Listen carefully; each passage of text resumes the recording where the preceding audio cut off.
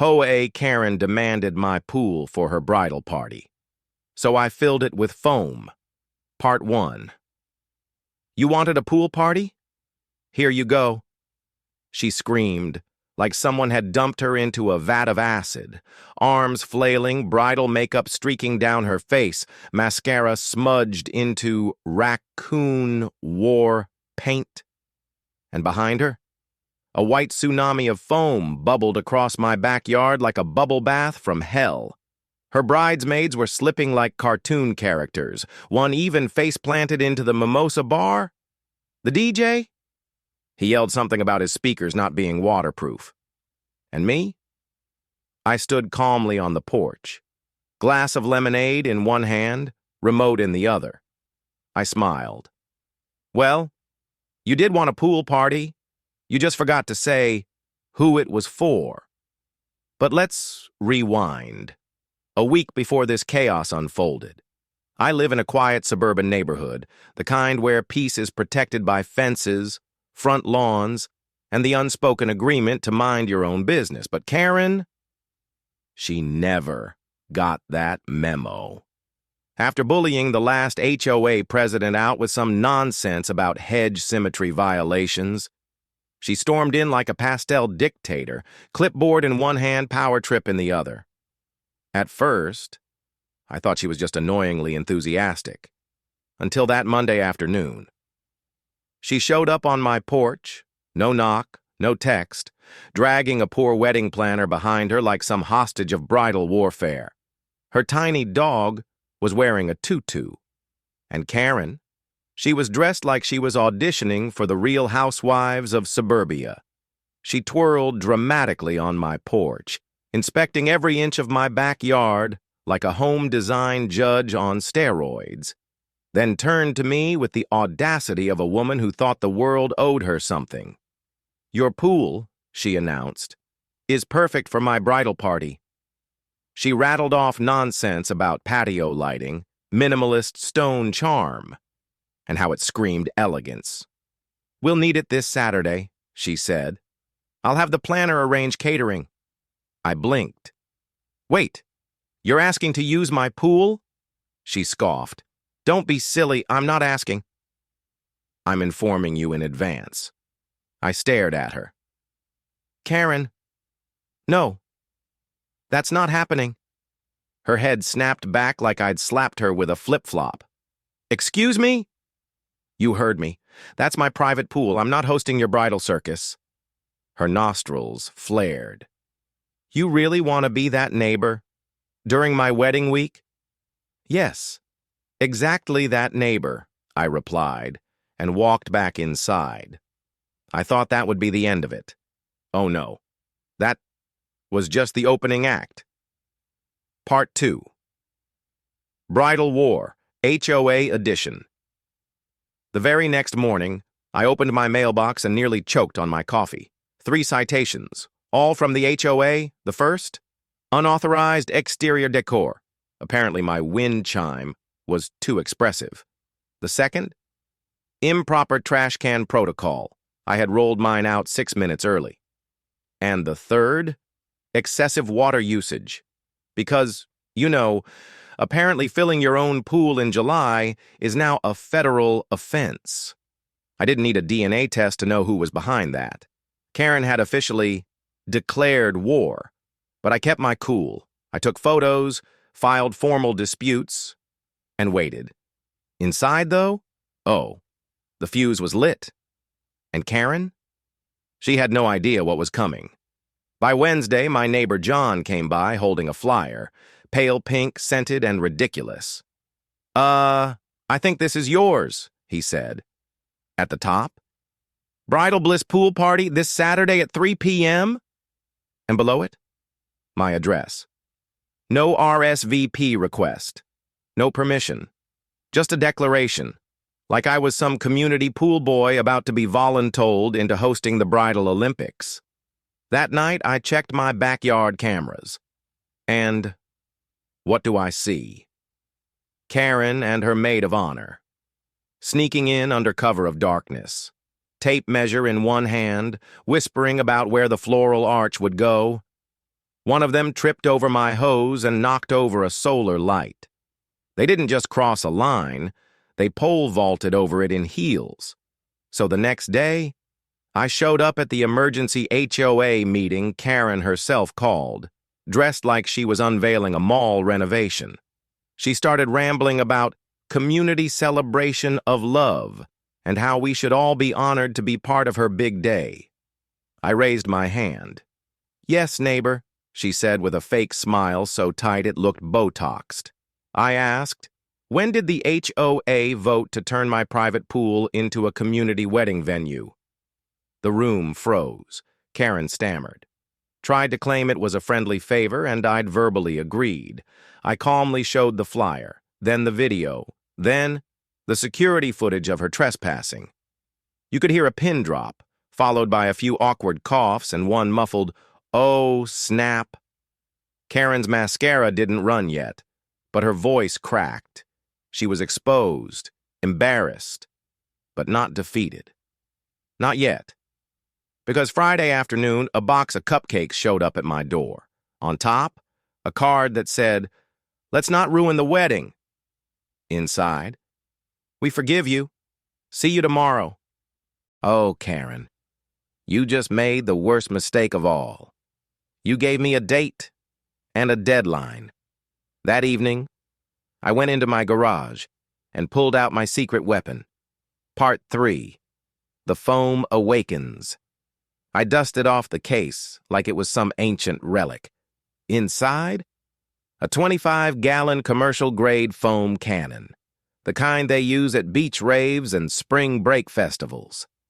I'd only used it once, back in college, during a foam-themed fundraiser.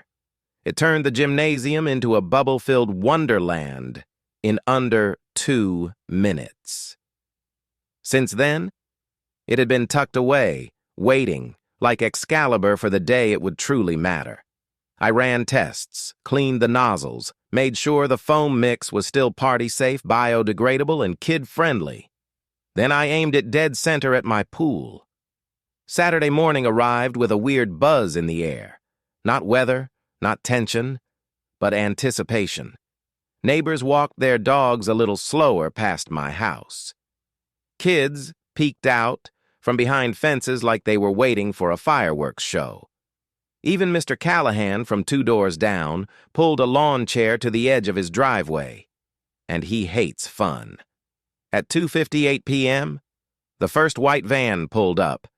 Then another, and another, and another. Karen stepped out like she was descending from a royal carriage. White sundress, stiletto heels, clipboard tucked under one arm like it was her scepter of entitlement. Behind her came the bridesmaids in matching pink rompers.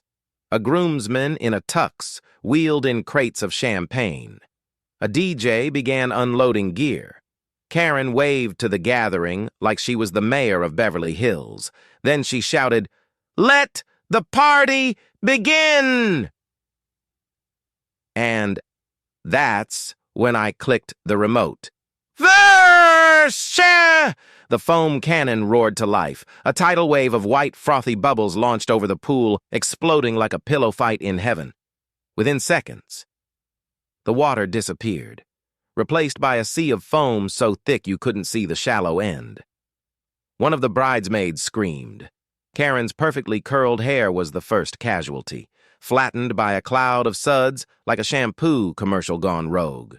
The DJ shrieked, "It's not waterproof," while trying to shield his speakers with a beach towel. A bridesmaid in heels slipped and flew into the air, legs kicking like a cartoon penguin before landing face first into the bubbles. Karen? She stood frozen for one glorious second, then bellowed like a banshee, "What have you done?" Foam streamed down her arms like melting meringue. Her bouquet had vanished, her clipboard gone to bubble heaven. I raised my glass of lemonade and calmly replied, "You wanted a pool party. You just never said who it was for." And that was just the beginning. Part 4. The bride called the cops and got soaked in karma. Karen was livid. foam dripping from her hair, mascara running like a sad raccoon, and her once white sundress, now a soaked, soapy mess. She screamed, "You're going to pay for this!" waving one of her stilettos like a weaponized wand. "This is sabotage, vandalism, a hate crime against weddings." I took a sip of lemonade. "Actually, you're trespassing. I'm just cleaning." The DJ gave up, hoisting his soaked laptop like it was a war casualty. A bartender tried to retreat but slipped, taking half the mimosa table with him. Champagne and orange juice flew like confetti at a very bad circus. Karen stomped through the foam, barefoot, shrieking, "You said we could use the pool." I shook my head, voice calm as ever. "No, you said you were using it." I said no, you kept pushing. So I made it memorable. And then, as I predicted, she did it. She pulled out her phone and dialed 911. From the porch, I could hear her screaming into the speaker, "Yes, officer, this is an emergency. He attacked my bridal party with foam." She fake coughed. "The electronics are sparking. People are trapped. My hair is ruined." Meanwhile, one bridesmaid stumbled around with her phone held above her head like she was trying to get Wi-Fi in a disaster zone. Another tried to climb the patio steps, only to slide back down with a yelp that echoed across the neighborhood. I didn't say a word. Just hit record on my phone, because I'd already notified local law enforcement 2 days ago. I had sent timestamps of her trespassing security footage, screenshots of flyers she made, written warnings I'd emailed her, a copy of my permit for the foam cannon, all documented. 15 minutes later, wee-oo. 2 sheriff's deputies pulled up. Cruiser barely missing a bridesmaid crying on the sidewalk. Karen lit up like a Christmas tree. "Officers, over here!" She ran toward them, arms flailing, foam trailing behind her like a tragic soap opera. "He sabotaged my wedding. My guests are traumatized. He launched chemical foam." The deputies looked at her, then at the yard, still buried in bubbles, then at me, standing calmly on the deck, holding a glass of lemonade like a man watching his lawn sprinkler. I gave them a nod. "Afternoon, gentlemen." One deputy turned to Karen. "Ma'am, is this your property?" Her face paled. "Number, but I was using it with permission. Do you have that permission in writing?" Silence. They turned to me. "Sir? Yes, this is my house. That's my pool. And those are my bubbles." I handed them a USB. "Here's security footage, emails, and HOA meeting clips. Also my foam cannon permit, child-safe, non-toxic. I even warned the department ahead of time." Karen's jaw hit the pavement. The deputies reviewed everything, nodded, and finally turned to the foamy bridal battalion. "Ma'am, we're going to need everyone to vacate the property." Karen exploded. "You're letting him get away with this?" "If you refuse," one deputy added, "we'll have no choice but to detain you for trespassing." The silence, thicker than the foam. Karen stood frozen, soaked, shaking. Then, slowly, she gathered her bridesmaids like defeated soldiers and walked, one heel in hand, one dream in ruins, one DJ cursing as he loaded soggy equipment into the van. I just stood there sipping lemonade and whispered to myself, "Best pool party ever." Part 5. You told me this was a resort pool, just as the last bridesmaid slipped out of the foam zone. Dress ruined, dignity gone, a sleek black Tesla pulled into my driveway. It was him, Karen's fiancé. Crisp suit, designer sunglasses, bouquet in hand. He stepped out, looked around, his eyes scanned the yard. Foamy chaos, soggy bridesmaids. Karen, soaked, wild-eyed, barefoot, mascara streaked like a raccoon at war.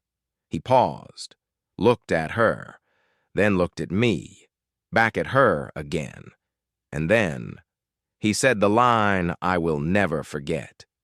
"You told me this was a resort pool." I nearly choked on my lemonade. Karen's mouth dropped open like a bad soap actress mid-monologue.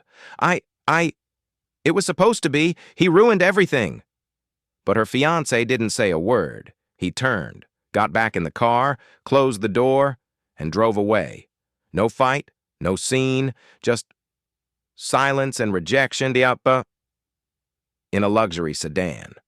Karen stood frozen in place, one shoe in her hand, bubbles swirling around her ankles, staring down the street like her whole future just ghosted her. The neighbors? Yeah, they noticed. Within minutes, someone had posted a clip of the exit on the HOA Facebook group. "Karen's fiancé leaves mid-foam. True love or tactical retreat?" The comments were brutal. "Plot twist of the year. He escaped with his life and savings. Best wedding gift. Freedom. Someone add dramatic violin music." But Karen. She wasn't done. Number.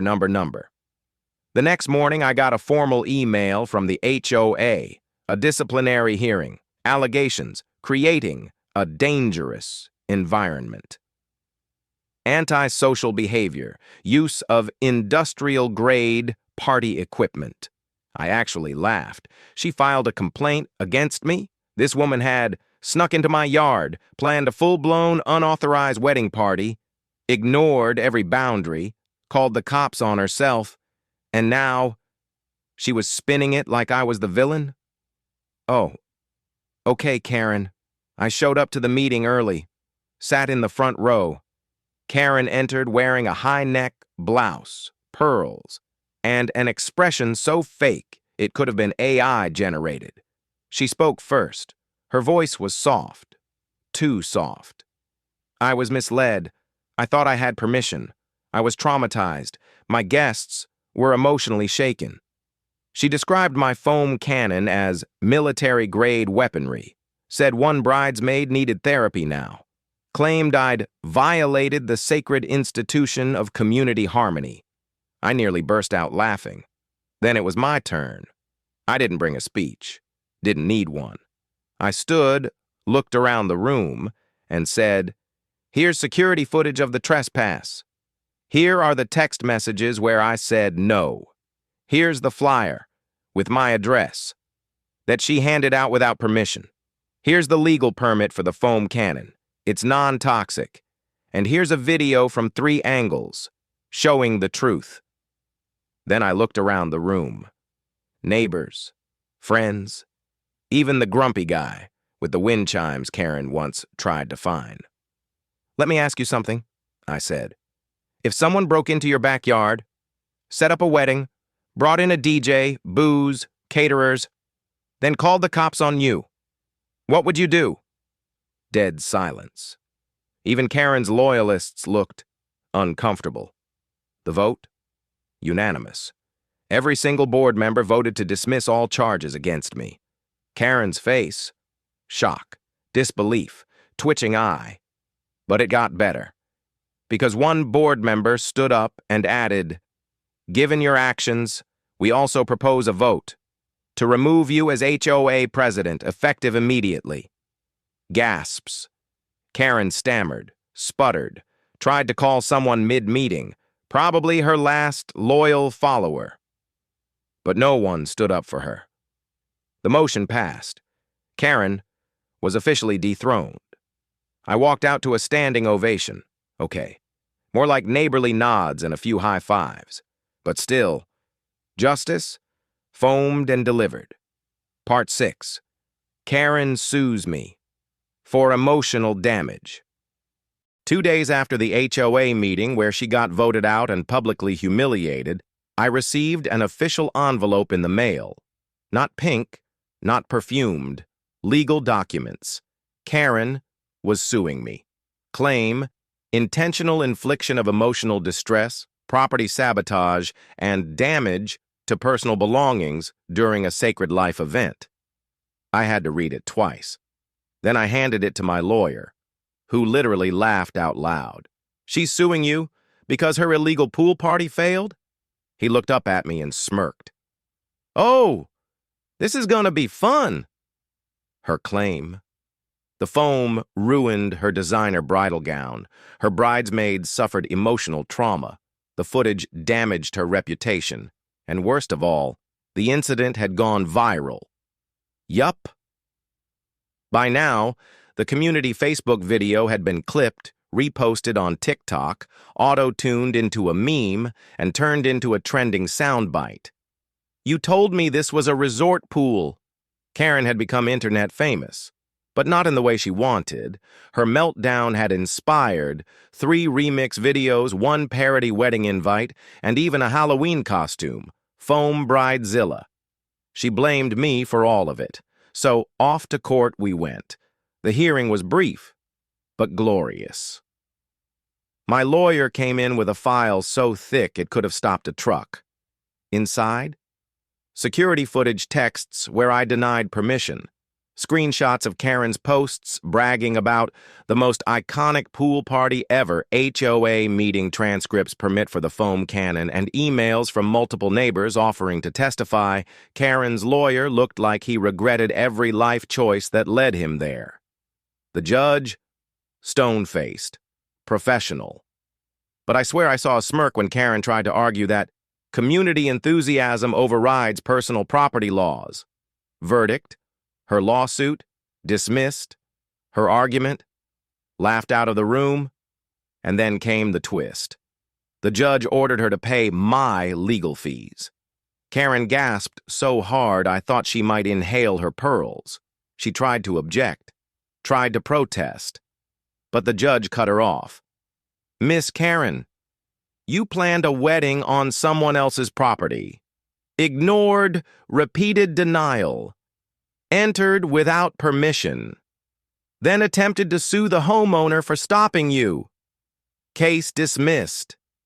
She stormed out of the courtroom like it was a scene from a reality show finale. All that was missing was a dramatic music cue and confetti cannon. I just smiled. Later that night, I finally exhaled. The storm? Over. I sat on my porch, cold beer in hand this time, looked out at my quiet backyard, and thought, all that should be.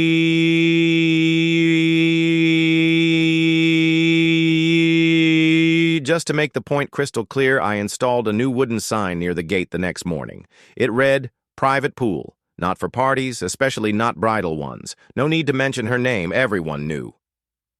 Part 7. Karen returns, with scissors and a vengeance. It started with a weird feeling. You know that chill you get when something's just off? That was me, walking up my driveway on a rainy Wednesday, groceries in one hand, suspicion in the other. And then I saw it, my side gate, swinging wide open, which was strange. I always latched it, always, especially after everything. So I dropped the bags, rushed around the corner, and nearly tripped on my jaw. Because my pool cover had been sliced to ribbons, not torn, not weather-damaged, sliced, clean through, shreds of plastic, chunks of mesh, floating like sad confetti on the surface, the foam residue from the infamous wedding debacle still clinging to the edges, but now mixed with rage.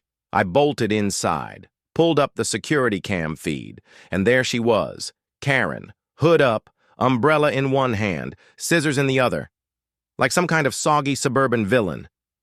She had waited until the rain picked up, slipped through the gate, and started hacking away at the pool cover like it insulted her ancestors. She slipped twice, nearly fell in, but kept cutting. The footage was crystal clear, infrared, night mode, perfect for court again. I called the sheriff, uploaded the footage, filed a report. When the officer showed up, he just sighed and said, "You'd think a restraining order meant something these days." The next morning, Karen was escorted from her house, not arrested, but formally questioned. She claimed she was just checking on a neighbor's pool during the storm. With scissors. Yeah, Sure, Karen, but that's not even the wildest part. Later that day, an anonymous post popped up in our neighborhood Facebook group. A kind woman has been unfairly accused of trespassing. Not all security footage tells the full story. Let's not let fear replace trust. Signed, a friend of the community. Posted from her house's IP address. The group admin deleted it in under 10 minutes. But the damage? Already done. And Karen? Still wasn't done embarrassing herself. Because 2 days later, she threw a community unity event in her front yard. Yup, chairs, a podium, light classical music from a Bluetooth speaker. The whole neighborhood got scented pink cardstock invitations, including me. She called it Rebuilding Harmony, a forum on property peace and respect. But what it really was? A Karen pity party. She stood there, pearls on, sunglasses, despite the clouds, and gave a 10-minute monologue about being betrayed, bullied, and foam-bombed. Then, she started crying. Mid-sentence. Some neighbors walked out. One guy fell asleep. Another finally stood up and asked, "Are you going to apologize for trespassing and destroying property?" And Karen snapped, screaming about conspiracies, accusing me of turning the whole neighborhood against her, yelling that I was a tyrant with a party cannon. Someone recorded the whole thing. By the next morning, it was online. Karen's unity speech becomes blame game meltdown, 4K drama. It broke whatever fragile sympathy she had left. The few people still on her side, gone. The new HOA president, bless her soul, issued a formal letter.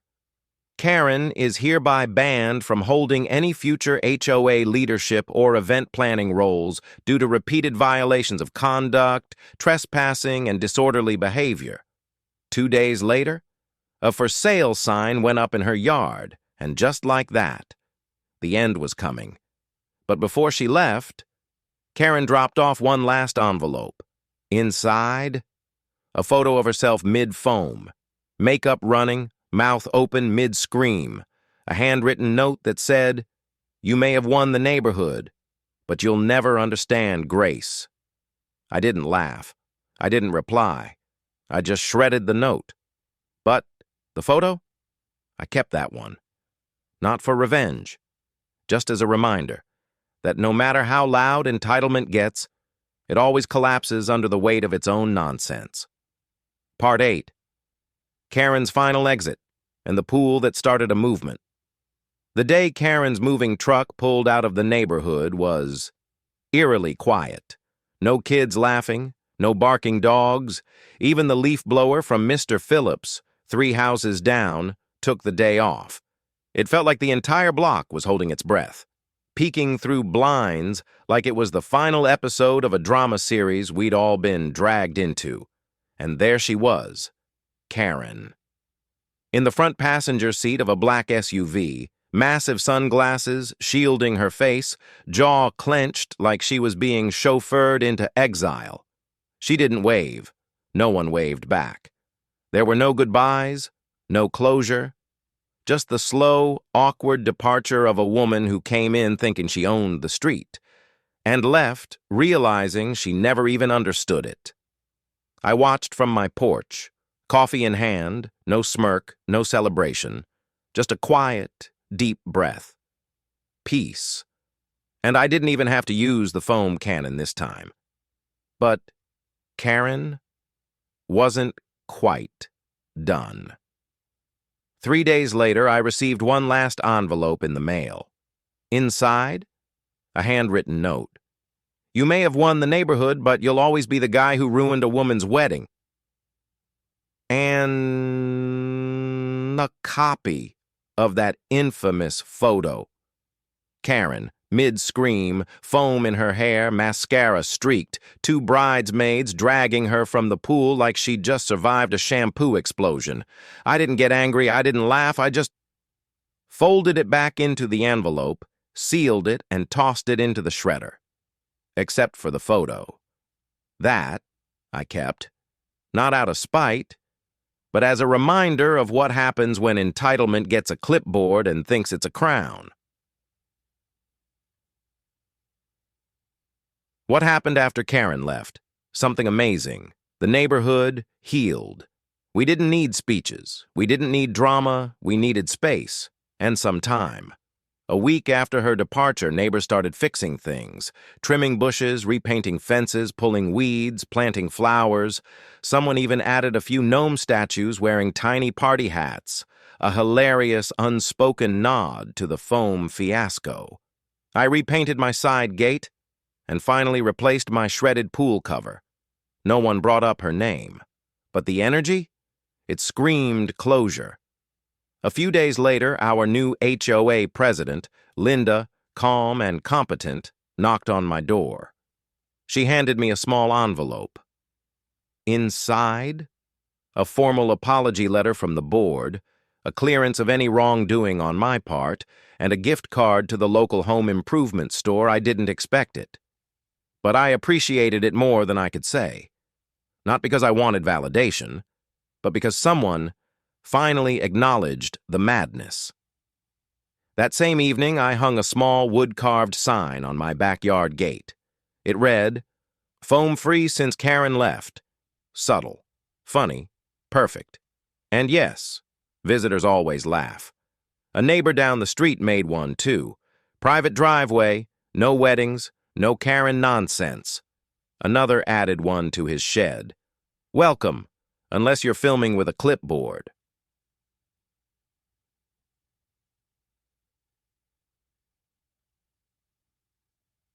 Weeks passed.